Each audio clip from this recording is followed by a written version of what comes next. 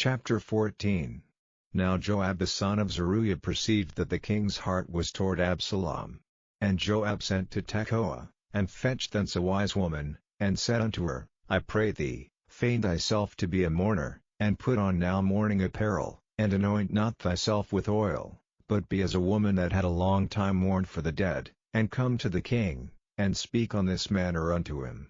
So Joab put the words in her mouth. And when the woman of Tekoa spake to the king, she fell on her face to the ground, and did obeisance, and said, Help, O king. And the king said unto her, What aileth thee? And she answered, I am indeed a widow woman, and mine husband is dead. And thy handmaid had 2 sons, and they 2 strove together in the field, and there was none to part them, but the one smote the other, and slew him. And, behold, the whole family is risen against thine handmaid. And they said, Deliver him that smote his brother, that we may kill him, for the life of his brother whom he slew, and we will destroy the heir also, and so they shall quench my coal which is left, and shall not leave to my husband neither name nor remainder upon the earth. And the king said unto the woman, Go to thine house, and I will give charge concerning thee. And the woman of Tekoa said unto the king, My lord, O king, the iniquity be on me, and on my father's house, and the king and his throne be guiltless. And the king said, Whosoever saith aught unto thee, bring him to me, and he shall not touch thee any more. Then said she, I pray thee, let the king remember the Lord thy God, that thou wouldest not suffer the revengers of blood to destroy any more, lest they destroy my son. And he said, As the Lord liveth, there shall not one hair of thy son fall to the earth. Then the woman said, Let thine handmaid, I pray thee, speak one word unto my lord the king. And he said, Say on. And the woman said, Wherefore then hast thou thought such a thing against the people of God?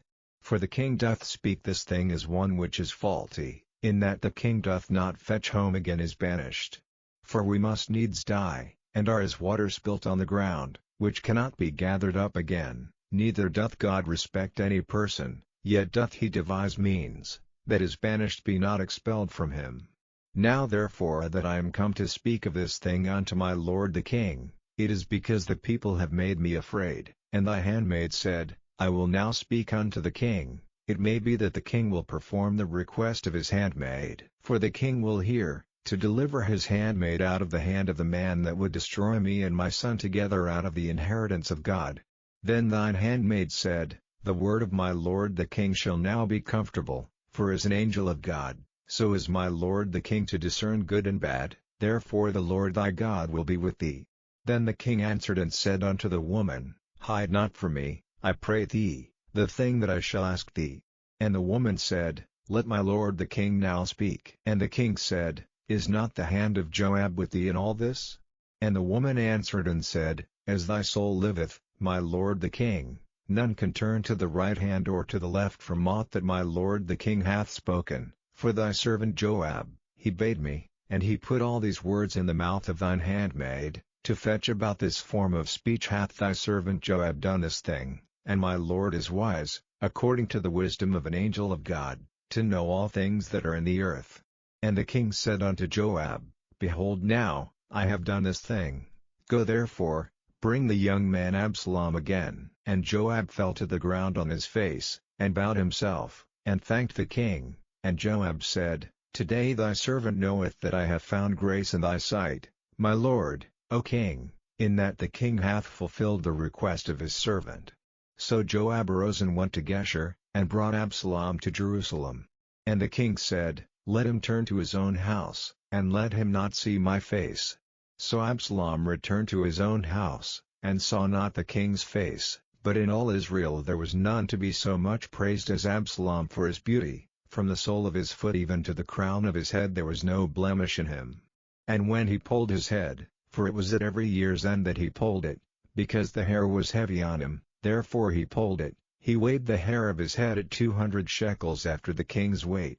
And unto Absalom there were born 3 sons, and 1 daughter, whose name was Tamar. She was a woman of a fair countenance. So Absalom dwelt 2 full years in Jerusalem, and saw not the king's face.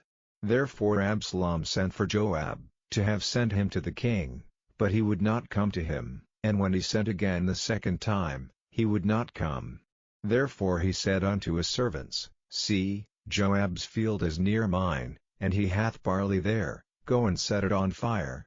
And Absalom's servants set the field on fire. Then Joab arose, and came to Absalom unto his house, and said unto him, Wherefore have thy servants set my field on fire? And Absalom answered Joab, Behold, I sent unto thee, saying, Come hither, that I may send thee to the king, to say, Wherefore am I come from Geshur? It had been good for me to have been there still. Now therefore let me see the king's face, and if there be any iniquity in me, let him kill me. So Joab came to the king, and told him, and when he had called for Absalom, he came to the king, and bowed himself on his face to the ground before the king, and the king kissed Absalom.